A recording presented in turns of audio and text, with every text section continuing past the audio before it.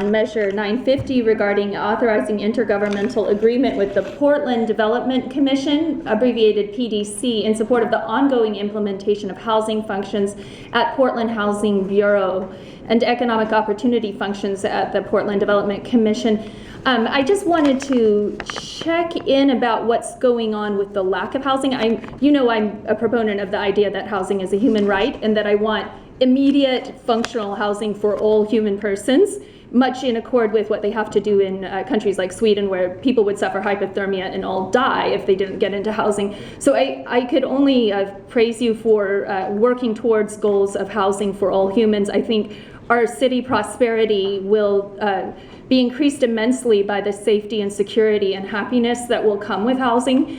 I'm very concerned about how the federal government allocates resources. I know, for instance, with Social Security, they don't keep it apace with inflation. So I hate to say we don't have any money in our government because we have plenty for military, but it does seem that you guys are doing the best you can with limited resources. So I want to thank you for that, but then also encourage functions of opportunities for minorities as well as for women in prosperity initiatives, or also possibly more coordinated different kinds of governmental or business structures such as cooperatives. And one thing that has really vastly affected my generation that I'm not too sure you're very aware of is the whole demonetization of our generation. We've been suffering without jobs, with immense student loans, and with a million opportunities to volunteer. So things you can do to get people in my generation in paying jobs or with businesses and small businesses that they develop themselves, I think that will also add to the prosperity.